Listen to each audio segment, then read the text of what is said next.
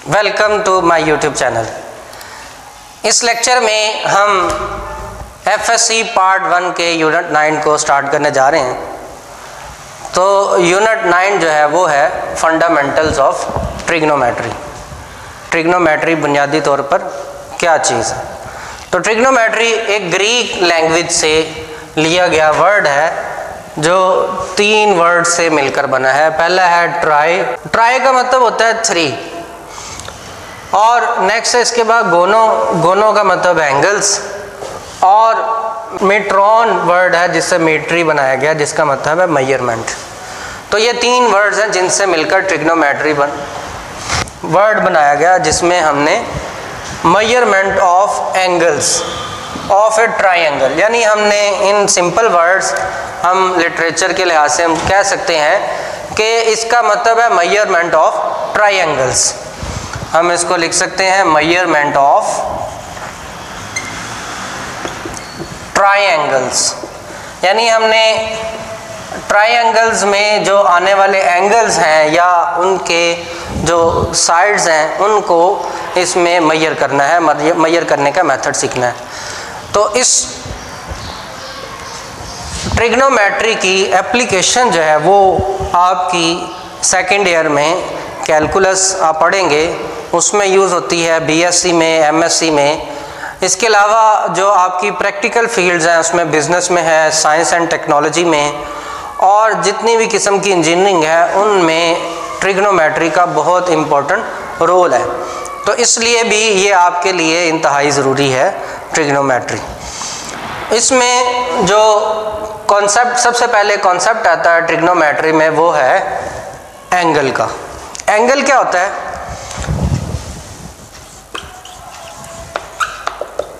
Angle 2 raise से जो एक ही पॉइंट से स्टार्ट हो रही हों, कॉमन स्टार्टिंग पॉइंट से बनने वाली 2 रेज मिलकर एक एंगल बनाती हैं। यानी एक पॉइंट है कॉमन, उससे निकलने वाली 2 रेज जो स्ट्रेट रेज हों,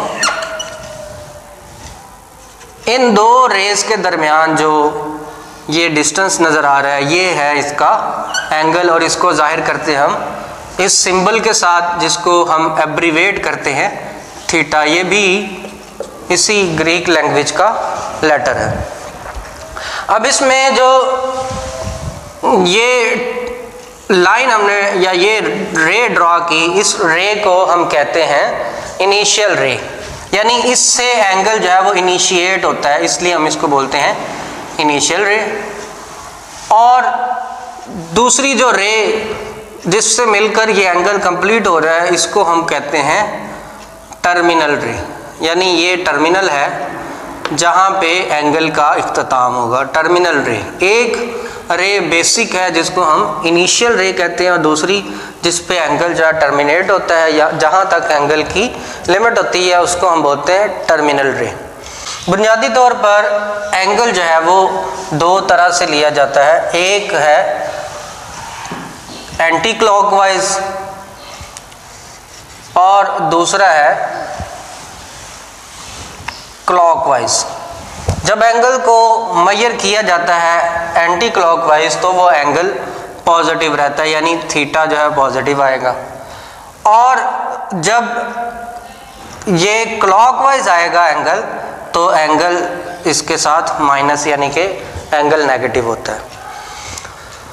और एंगल को मेजर करने के लिए 2 सिस्टम्स यूज़ होते हैं जिनको हम डिग्रीज और रेडियंस कहते हैं।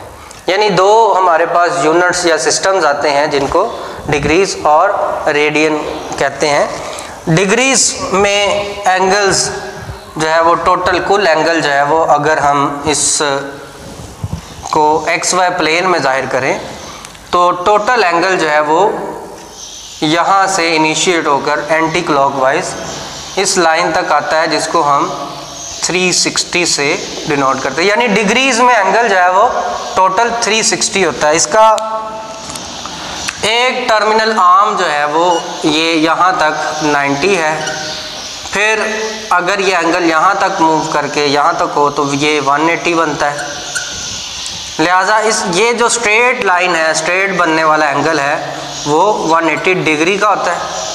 और इस तरह ये लाइन जो है वो 270 को ज़ाहिर करती है और ये 360 को। इनको हम इसके टर्मिनल्स बोलते हैं।